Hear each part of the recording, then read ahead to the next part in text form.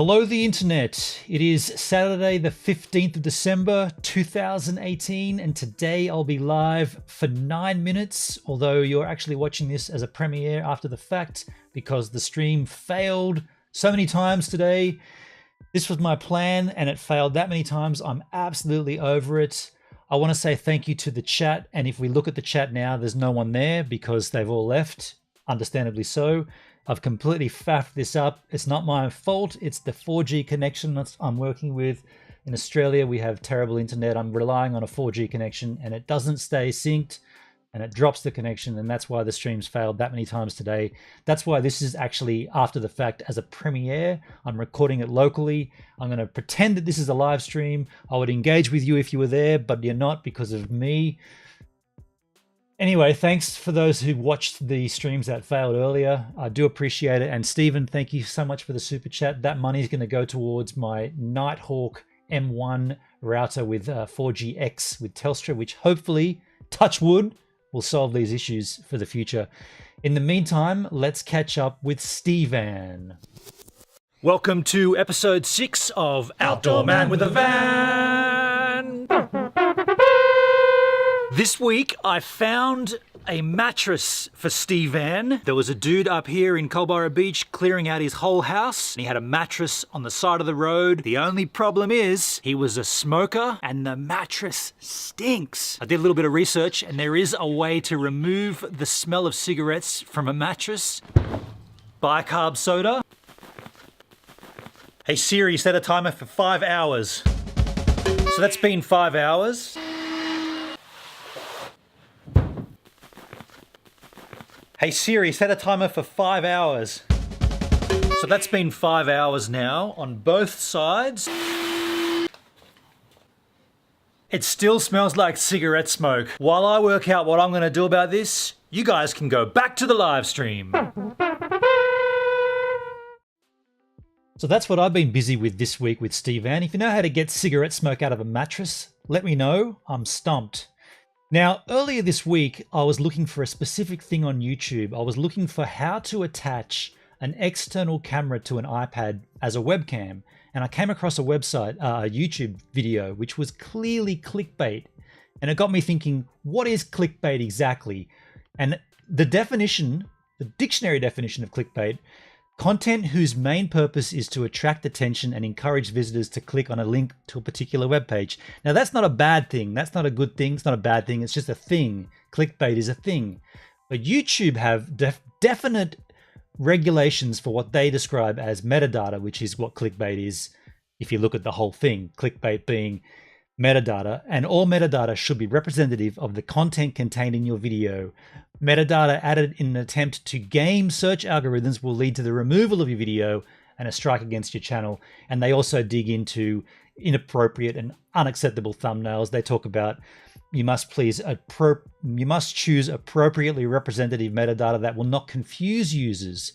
And so that got me thinking, how does content such as the stuff that I found exist on YouTube? And I want to share it with you. So let's have a quick look at this one here. This is what I was looking for. And let's just see, first of all, look at the title on this video, how to connect an iPad to a camera for video conferencing. Let's just have a listen to this dude. Hey, I'm Skylar. A question I hear pretty often is, how do I connect a camera to my iPad for video conferencing? That was my question. Well, while you can use Skype and FaceTime, I know you and can. a couple other voice over IP applications for iPad, the first generation actually has no camera capability. No, it doesn't. No video conferencing on that beast. But on the second generation, third generation, fourth generation, and iPad mini, all of them have a FaceTime HD camera on the front of the device. We know about that. And it's a pretty good camera. The cool thing So about I'm going to stop this guy here because if you look down in the comments, he never actually says how to attach an external. He just talks about the FaceTime camera. So there's no content there at all. It's complete clickbait. Here's one that Patrick sent in. This is from our mate Roman Atwood. And this actually is a good example of real clickbait. His video starts, the title, "Today Ended with a Broken Back." Okay, if you decide, you do what you ever feel comfortable with. But if you hit that backflip, dude, hey, dinner's on me. A deal is a deal. I just lost, so. Oh, God. Oh, my God, dude, he's flying. Oh, my God, no!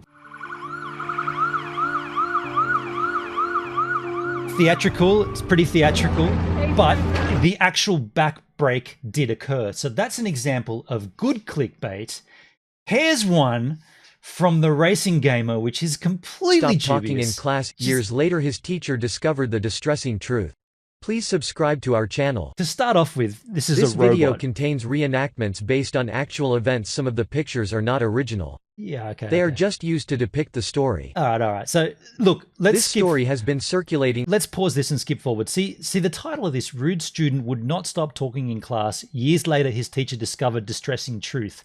And if you skim through this video, there's absolutely no discussion of what this distressing truth is. This is complete garbage clickbait. And if you look through the comments here, where was the distressing sad truth? I'll save my 7 minutes and look at the comments. This story was beautiful, but the title made it seem like there was a really, really sad reason, yada, yada. So there is no distressing truth. This is complete and utter garbage clickbait, and it shouldn't be on YouTube, but it is. Now, the best one that we got sent was from YouTube. Have a look at this doozy. YouTube, you've come up with the goods here. This is unbelievable. Look at the title of this video. Shot with a gun while exploring abandoned mental asylum. Live footage, not clickbait. In case you thought it was, just watch this. Literally, I don't even know, man.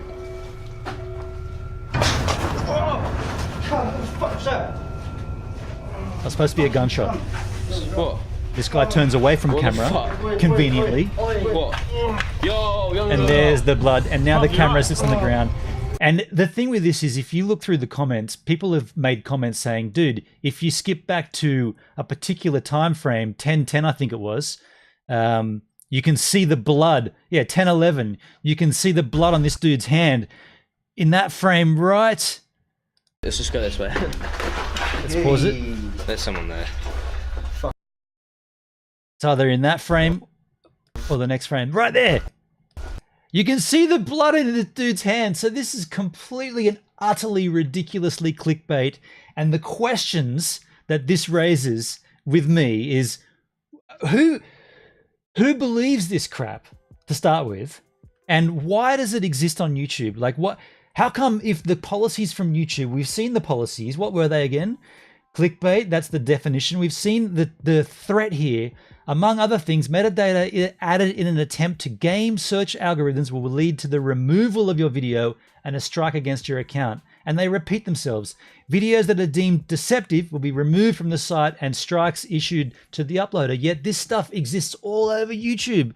I don't understand how. And I want to find out if there's any way that you can circumnavigate these procedures, if you like, not procedures, protocol, because these guys obviously are, and they're getting away with it. And I just want to say again, thank you for sticking around for this crap. 4G, huh? Unbelievable. I need another wine.